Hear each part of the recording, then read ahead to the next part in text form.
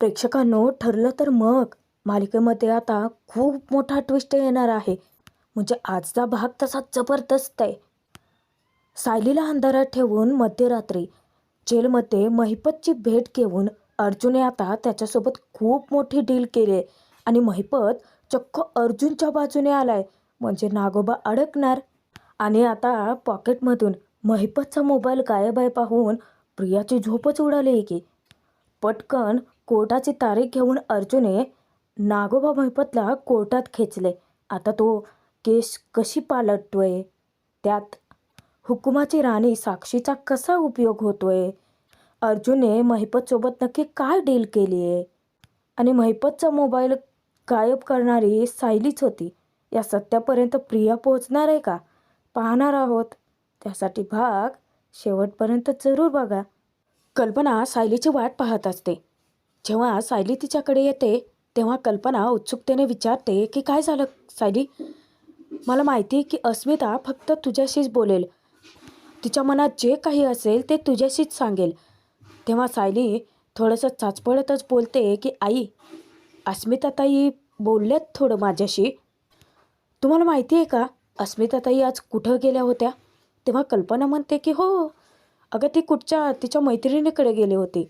तेव्हा सायली बॉम्ब फोडते की नाही आई, अस्मिताताई आज सचिन भाऊजींना भेटायला गेल्या होत्या. आता कल्पनाचा संताप होतो. ती विचारते की काय, किती विचित्र वागते ही मुलगी. सायली कल्पनाची समजूत घालते की आई तुम्ही आधी शांत व्हा बरं. अस्मिताताईंचा असा विचार आहे की त्यांना मनापासून सचिन भाऊजींसोबत राहावंसं वाटतंय. तेव्हा कल्पना पुन्हा रागावते. हे बघ सायली, बाळाला आईबाबांची दोघांचीही गरज असते, मला माहिती आहे. अगं पण तो सचिन काही बदलणार नाही आहे ना. सायलीचंही तेच मत येतं. मलाही त्या बाबतीत थोडी शंकाच वाटते आई. अस्मिताला अंधारात ठेवून तो त्या मुलीला भेटायला जात होता. आपली बायको प्रेग्नेंट आहे हे माहिती असूनसुद्धा तरीही त्याला काही वाटत नव्हतं. तेव्हा सायली समजावते की पण अस्मिताताईंना आता त्याबद्दल काहीच वाटत नाही आहे आई. अस्मिताताईंनी पुन्हा सचिन भाऊजींना स्वीकारणं मलासुद्धा धोक्याची घंटा वाटते. तेव्हा कल्पना धक्क्याने विचारते की काय, पुन्हा स्वीकारले. तेव्हा सायली गोंधळून गेलेल्या कल्पनाला समजावते की आई, हे बघा तुम्ही शांत व्हा. अस्मिताताईंच्या आयुष्यात जे काही घडेल ते देवी आई चांगलंच घडवेल. आपण आता सगळं तिच्यावरती सोडूयात. दोघेही हात सोडून देवाकडेच प्रार्थना करतात.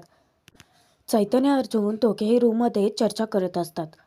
चैतन्याला अर्जुनचं एक गोष्ट पटतच नाही. तो विचारतो की मुद्दाम तू सायली वहिनींना खालते पाठवून दिलत ना. अरे तिने एवढा फोन शोधून दिला तुला आणि तरीही तू तिला खरं काहीच सांगतच नाही आहे. तेव्हा अर्जुन वैतागत म्हणतो की हे बघ, मी महिपतचा फोन चेक केला, त्याच्यामध्ये साक्षीचे कुठलेच फोटो नाही आहेत आत्ताचे. चैतन्याचा वेगळाच मुद्दा असतो. त्याला वाटत असतं की हे सत्य तो सायलीपासून का लपवण्याचा प्रयत्न करत असेल. याच्यावरून अर्जुनशी तो वादच घालतो. तेव्हा अर्जुन म्हणतो की एक मिनिट चैतन्य, साक्षी जिवंत आहे हे सत्य मला सायलीला सांगायचं नाही आहे. तर या सत्याचा एक वेगळ्याच पद्धतीने उपयोग करून घ्यायचा आहे. चैतन्य आता संभ्रमात पडतो. अर्जुनला काय फायदा करून घ्यायचा असेल.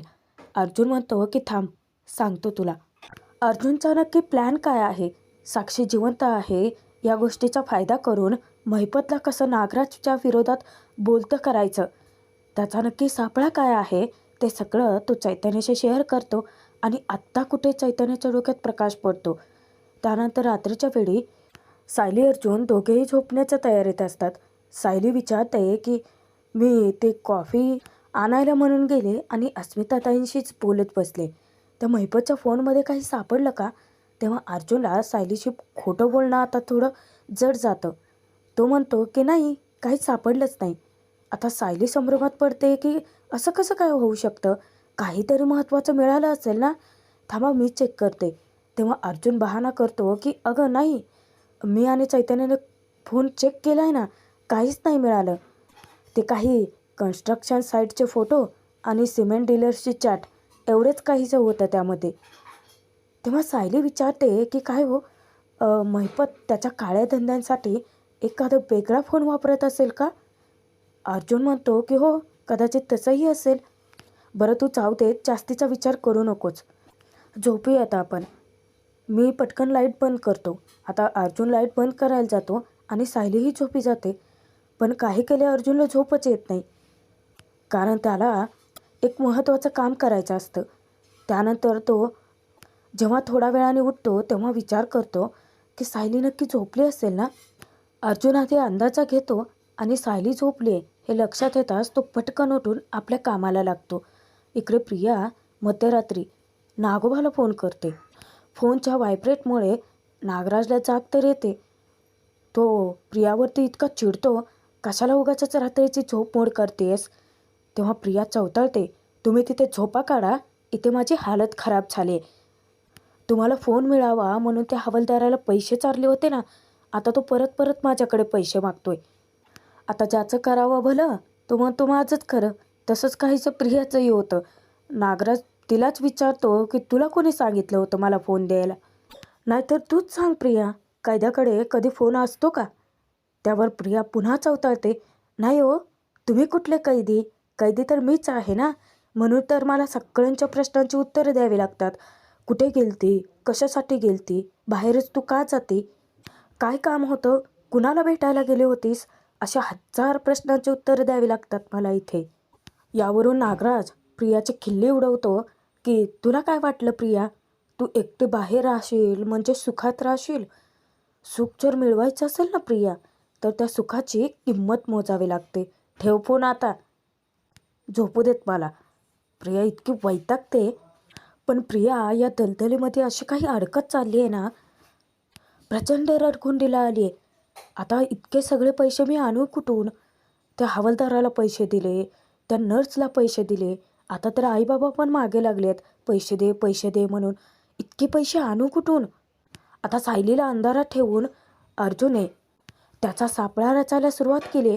मध्यरात्री त्याने चक्क जेलमध्ये महिपतची भेट घेतली. महिपत अर्जुनला विचारतो, सुभेदार साहेब, काय तुम्हाला माझी रोज रोज आठवण येते. माझा विरह तुम्हाला काय सहन होत नाही की काय.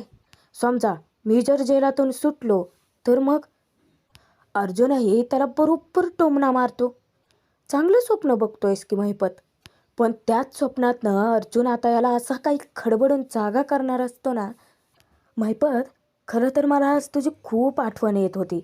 म्हणजे माहिती आहे का, कारण तुझ्याबद्दल मला अजून एक गोष्ट कळली. त्यावर महिपत वैतागत म्हणतो, काय सुभेदार साहेब, अहो तुम्हाला माझ्याबद्दल रोज एक तर नवीन गोष्ट कळेल, मग काय तुम्ही मला भेटायलाच येणार का. इतके दिवस महिपत मी तुम्हाला विचारत होतो, पण तू मला काही सांगतच नव्हता. पण मला आता सगळं कळलं आहे महिपत. महिपत घाबरत विचारतो की काय कळलं आहे. अर्जुन आता असा काही धमाका करतो ना. ॲडव्होकेट विशाखा प्रभूने नाव ऐकूनच महिपतच्या चेहऱ्याचा रंगच उडालेला असतो. खरं तर ना, त्यांचा मला ॲड्रेस कळला आहे. आता महिपत बघा कशा थापा मारतोय. नाही पण त्या बाईचा आता काय माझ्याशी संबंधच नाही आहे. मुळात त्या बाईने माझी केसच घेतलेली नाही आहे. अर्जुन मुद्दामच तोच विषय त्याच्यासमोर घोळत राहतो. महिपत, आता तूच बघ ना, की तू स्वतः वकील केलेलं नाही आहेस, मग तू जेलमधून बाहेर कसा पडणार. जास्तीचा दिवस तर तू जेलमध्ये राहणारच नाही आहेस. आणि नागराजने बघ त्याच्यासाठी वकीलसुद्धा केला, आता तो केसही लढतोय. पण तुझं काय महिपत, तू इतका शांत कसा काय बसलाय. याचा अर्थ असा की नक्कीच तुझ्या डोक्यात काहीतरी प्लॅनिंग चालू आहे काय.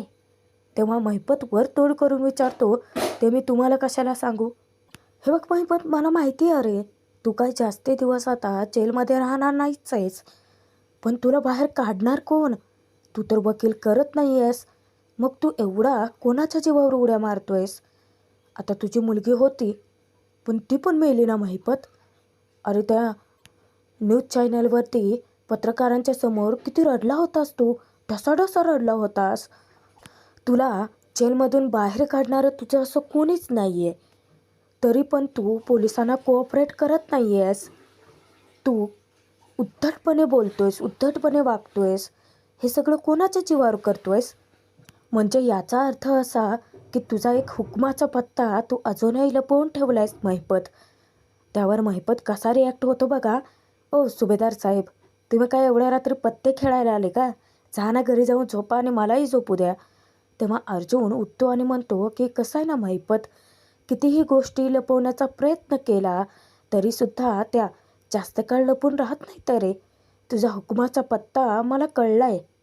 कुठला पत्ता असेल रे महिपत? इस्पिकचा एक्का, बदामचा राजा की हुकुमाची राणी साक्षी महिपत शिकरे? जेव्हा अर्जुनच्या तोंडून ते नाव ऐकतो ना महिपत पुढचा हादरून गेलेला असतो. साक्षी अजूनही जिवंत आहे हे सत्य तू सगळ्यांपासून लपवून ठेवलं ना महिपत. ती तर तुझी सगळी नाटकं होती. साक्षीचा खून, त्यानंतर साक्षीचं 13वं, ती रडण्याची नाटकं, हे सगळं तुझंच प्लॅनिंग होतं ना. साक्षी जिवंत आहे हे सत्य तू सगळ्यांपासून लपवून ठेवलं आणि साक्षी इथेच राहते पनवेलमध्ये. अर्जुने असं काही ते जेल हादरवून टाकलेलं असतं ना की महिपतची पोबडीच वळते. इकडे प्रिया जेव्हा अश्विनची वाट पाहत असते त्या क्षणी अश्विन येतो आणि तेव्हा प्रिया लगेच त्याच्या पुढे पुढे करते. ती त्याला पाणीच नेऊन काय देते. अश्विन थोडंसं पाणी पितो. त्यानंतर ती मुद्दाम विचारते की जेवायला वाढू? किती ती खोटी काळजी प्रिया. अश्विन सांगतो की नाही, मला भूक नाही आहे, मी आता माझं सगळं आवरून झोपेनच. आता तो ग्लास ठेवायला जाणार. अश्विन, अरे दे ना, माझं मी ठेवते. अश्विन त्याच्या काही महत्त्वाच्या फाईल्स असतात त्या सगळ्या ड्रॉवरमध्ये ठेवत असतो. तिथेही बया त्याच्या मागेच. अश्विन प्रिया स्वतःहूनच अश्विनकडे हात पसरते पैशांसाठी. ती त्याला म्हणते की अश्विन, मला थोडेसे पैसे हवे होते. तेव्हा अश्विन धक्क्याने विचारतो की काय, कशासाठी? तेव्हा प्रिया त्याला सांगते की फार जास्त नाही, पण मला उद्या पार्लरला जायचं होतं. अश्विन विचारतो की म्हणजे पार्लरला जाणे इतपतही पैसे तुझ्याकडे शिल्लक नाही आहेत? तेव्हा प्रिया बारीक तोंड करून निरागस बोलते अश्विन, माझ्याकडे कुठून येणार आहेत पैसे? मी थोडीच कामाला जाते आणि जेवढे होते ते तर आता हळूहळू संपत आलेत ना. बिचारा भोळा बाबडा अश्विन लगेच तिच्या जाळ्यात अडकतो. तो म्हणतो की ठीक आहे, उद्या देतो मी तुला. प्रिया इतकी खुश होते. पण इथे जेलमध्ये भारी सीन आहे. साक्षी जिवंत आहे ही गोष्ट अर्जुनच्या तोंडून काय ऐकली, महिपत पुरता बावचळतोच. तो अर्जुनला खोटात पाडण्याचा प्रयत्न करतो. कसं आहे ना, ते सुभेदार साहेब, ते एखाद्याची झोप झाली नसली ना की त्याला असे वेडेवाकडे विचार येतात. अहो, तुम्ही बाहेर जाऊन कुणालाही सांगा, कुणालाच खरं वाटणार नाही आहे. आणि जेलात जाऊन एखाद्याचा खून करणं, मारणं आणि त्याचं नाटक रचणं इतकं काय सोपं वाटतं का तुम्हाला? शक्यच नाही आहे ते. कोणी करूच शकत नाही. तेव्हा अर्जुन महिपतच्या कानाजवळ जाऊन कुजबुजतो की पण महिपत चिकरे हे नाटक करूच शकतो की. तू कितीही मोठा राक्षस असलास ना तरी तुझ्या मुलीच्या बाबतीत तू वीकच आहेस हे मला चांगलंच माहिती आहे महिपत. अरे, मी तिचं नाव काय घेतलं आणि लगेच तुझी तडफड चालू झाली की. तेव्हा महिपत आता खरंच तडफडतच असतो. तो अर्जुनला म्हणतो की तडफडणार नाही तर काय होणार आहे? बाप आहे मी तिचा, ती माझी लेक आहे. आता आयुष्यभर तिच्या आठवणीत मला तडफडावं तर लागेलच. अर्जुन विचारतो की हो, मग शांत कसा होशील?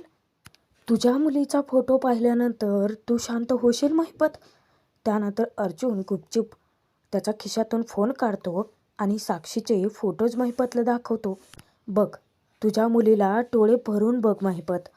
अजून फोटो आहेत, 2-3 फोटो तो त्याला दाखवतो. तेव्हा महिपत इतका चाचपडलेला असतो. त्याला खरं तर आपल्या लेकीला पाहून थोडंसं घाईवरून येतं. त्याचे डोळेच खूप काही सांगून जातात अर्जुनला. त्यानंतर अर्जुन आपल्या खुर्चीत येऊन थाटात बसतो. तेव्हा महिपत आता थापा मारण्याचा, अर्जुनला वळवण्याचा प्रयत्न करतो की कोण आहे ही मुलगी? म्हणजे थोडीफार दिसते साक्षीसारखी, तिचे डोळे साक्षीसारखेच आहेत. आणि ती साक्षी कशी असू शकते? साक्षीचे केस असे आकोड नव्हते ना, मोठे होते आणि ते असले पंजाबी ड्रेस वगैरे काही घालत नव्हते. नाही, साक्षी नाही आहे ती, तुम्हाला काहीतरी भास झाला असेल. तेव्हा अर्जुन म्हणतो की 5 मिनटं, फक्त 5 मिनटं लागतात असा वेगळा बदल करायला. महिपत शिकरे, तुला आता भीती वाटते ना की तुझं नाटक संपले आता? तुझी मुलगी आता कुठल्याही क्षणी जेलमध्ये असेल आणि ती आयुष्यभर जेलमध्येच चढेल हा माझा शब्द आहे. महिपत शिकरे, मला वाटलं होतं की खूप स्मार्ट आहेस तू, पटकन गोष्टी कळतात तुला. महिपत शिकरे, साक्षी जेव्हा मला दिसली होती तेव्हाच मी तिला पोलिसांच्या ताब्यात देऊ शकलो असतो. पण तरीही ही गोष्ट सांगायला मी इथे तुझ्याकडे का आलो आहे? कारण माझ्याकडे डील आहे अरे तुझ्यासाठी. म्हणजे अर्जुनही किती शातीर दिमागवाला आहे. त्याने साक्षी नावाच्या प्याद्याचा उपयोग करून आता महिपतसोबत नागोबालाही अडकवायचं ठरवलं आहे. म्हणजेच काय, एका दगडात दोन पक्षी मारायचेत. अर्जुनही पक्का शहाणा आहे. त्याला माहिती आहे महिपतकडे आता वेगळा पर्याय नाहीच आहे. तेव्हा अर्जुन म्हणतो की अपघाताच्या वेळेस जे काही झालं होतं ना, ते सगळं त्या नागराजच्या विरोधात कोर्टात कबूल कर. तेव्हा महिपत विचारतो की कसली डील? अर्जुन सांगतो की रविराज किल्लेदाराचा अपघात घडवून आणण्यासाठी तुला नागराज किल्लेदारांनी सुपारी दिली होती, हे सत्य कोर्टासमोर कबूल कर. पण जर तुला तुझी साक्षी सेफ राहावी असेल तर तर आणि तरच तुझी मुलगी सेफ राहील याचा मी विचार करेन महिपत. हां हां हां, लगेच उत्तर द्यायची काही गरज नाही आहे. तू वेळ घे आणि मग उत्तर दे. अर्जुन इतका आगाव आहे म्हणजे तो मुद्दाम. बघ महिपत, आता तुला नागराजला वाचवायचं आहे की तुझ्या मुलीला? आता निर्णय तुझ्यावरती आहे. आणि जाण्यापूर्वी अर्जुन त्याला म्हणतो की आणि हो, त्या जेवणातल्या मिठाचं बोलला होतास ना, ते मी सांगितले पोलिसांना. अर्जुनने खूप मोठी ऑफर दिलेली असते आणि अर्जुनलाही माहिती आहे. अर्जुनलाच काय प्रेक्षकांनो, आपल्यालाही माहिती आहे की हा महिपत आता साक्षीसाठी का असे ना पण अर्जुनच्या बाजूने नक्की येणार. अर्जुन घरी जायला निघणार असतोच, पण जेव्हा तो स्वतःच्या गाडीमध्ये येऊन बसतो, थोडा विचार करतो आणि मग मग पुढचं सूत्र हलवतो. तो डायरेक्ट फोन करतो त्या चैतन्याला. बिचारा इतका गाढ झोपेत होता. अर्जुनने फार त्याची झोपच उडवली. जेव्हा फोन येतो, चैतन्य आता फोन घेतो आणि विचारतो की काय अर्जुन, अरे कशाला उगाचच झोपेतून उठवतोय? आता कुठे आग लागली आहे? तेव्हा अर्जुन सांगतो की मी आता पोलीस स्टेशनमध्ये आलो आहे. महिपतला भेटायला आलतो. मला उद्याच्या उद्या नागराजच्या केसची डेट हवे. आता चैतन्य विचारतो की अर्जुन उद्या? तेव्हा अर्जुन त्याच्यावरती खेकसतो की उठ आणि माझं बोलणं नीट ऐक. मला उद्याच्या उद्या नागराज केसची डेट हवी आहे ॲट एनी कॉस्ट. आणि नक्की अर्जुनचा पुढचा काय प्लॅन आहे? तो अचानक नागराजच्या केसची डेट का मागतोय? हे सगळं तो चैतन्याला नीट समजावून सांगतो सविस्तरपणे. आणि मग चैतन्य कामाला लागतो. आता इथे बघा, सायलीला इतकं विचित्र स्वप्न पडलंय. हो, स्वप्नच. आता अर्जुन घरी आलाय. सायली आता त्याला रागात जाब विचारते की तुम्ही इतकी मोठी गोष्ट माझ्यापासून लपवून कशी ठेवू शकता? तेव्हा अर्जुन तिच्या प्रश्नांची उत्तरं द्यायला टाळाटाळ करतोय. तुम्ही माझ्या प्रश्नांची उत्तरं नीट का देत नाही आहात? तुम्ही माझ्याशी सविस्तरपणे सगळ्या गोष्टी बोलत का नाही आहात? तुम्ही ना शुद्ध फसवणूक करताय माझी. अर्जुन आता तिला समजावण्याचा प्रयत्न करतो की सायली प्लीज ऐक माझं. फसवणूक? तेव्हा सायली म्हणते की गोष्टी लपवताय म्हणजे फसवतायच ना. तुम्ही लपवताय ना माझ्यापासून काही. अर्जुन गप्पच. मला कळतंय. आता मला एक क्षणही इथे थांबायचं नाही आहे. आणि रागातच सायली बॅग काढते. बॅगमध्ये आपले सगळे कपडे भरते. अर्जुन तिला समजावण्याचा अतोनात प्रयत्न करत असतो की सायली थांब, प्लीज असं करू नकोस. हे बघ, मी बोलतो तुझ्याशी. पण सायली तशीच रागात बॅग घेऊन निघून जाते. आश्रमात चालले असं सांगून. आणि सायली झोपेतून खाडकन जागी होते.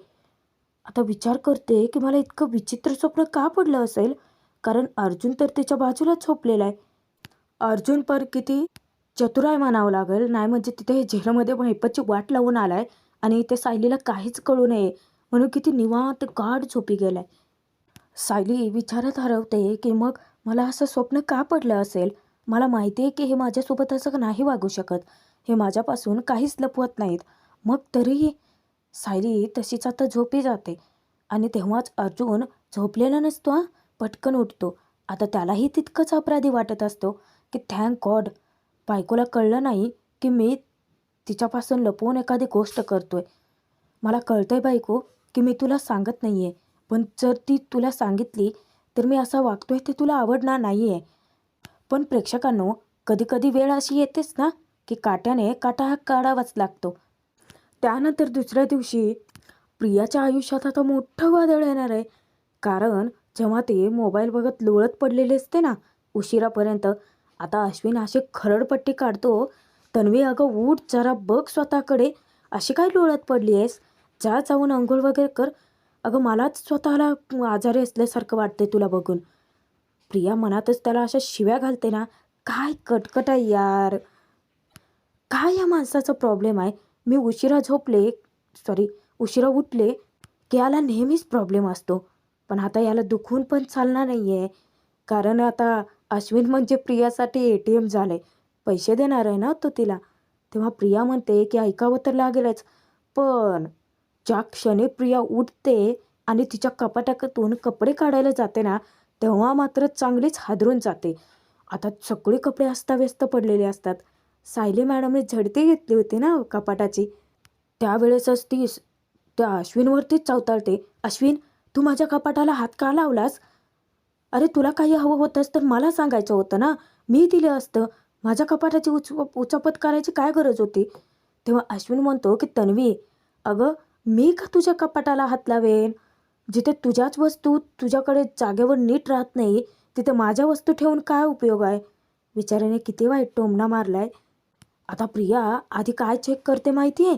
पटकन ती सगळे कपडे बाजूला सारून आपलं पॉकेट चेक करते आणि अशी काही हादरते ना, कारण त्या पॉकेटमध्ये ठेवलेला महिपतचा मोबाईल गायब असतो. आता दात ओठ खात विचार करते की मग कोण आलं असेल माझ्या कपाटाला हात लावायला. आता प्रिया ते तू शोध. भाग इथेच संपतोय प्रेक्षकांनो. बघूयात पुढे. प्रेक्षकांनो बाप रे, खूप मोठा ट्विस्ट आला आहे आता मालिकेत. म्हणजे अर्जुनने तडकाफडकी निर्णय घेऊन नागराज केसची डेट मागितली. तेव्हा जो नागोबा अर्जुनला पाय धरायला लावणार होता, बिचारा त्याच्याकडे भीक मागतोय सुटकेसाठीची. अर्जुन त्याच्या कानात कुजबुजतो की "तुला जो वाटतोय ना तुझ्याकडे हुकुमाचा एक्का आहे, तोच हुकमाचा एक्का आता लवकरच माझ्या हातात येणार आहे." तर महिपत ते काय केलंय बघा, नागोबाचा मोबाईल घेऊन वेळेवर साक्षीला फोन केलाय आणि साक्षीला तेथून कल्टी मारायला सांगितले, म्हणजे गायब व्हायचं आहे. आणि त्यानंतर ज्यावेळी कोर्टाच्या बाहेर अर्जुन भेटतो, तेव्हा तो त्याला विचारतो, "तुला माहिती आहे ना तुला आता काय करायचं आहे?" आता बिचाऱ्या अर्जुनचा पुन्हा उलटा गेम नको व्हायला. म्हणजे नक्की काय घडेल माहीत नाही आहे आपल्याला. पण एवढं नक्की आहे की अर्जुन आता नागोबा आणि महिपतचा चांगलाच बँड वाजवणार आहे. तो कसा वाजवतोय ते पाहणं तितकंच मनोरंजक ठरणार आहे आणि ते बघण्यासाठीच सबस्क्राईब करायला विसरू नका.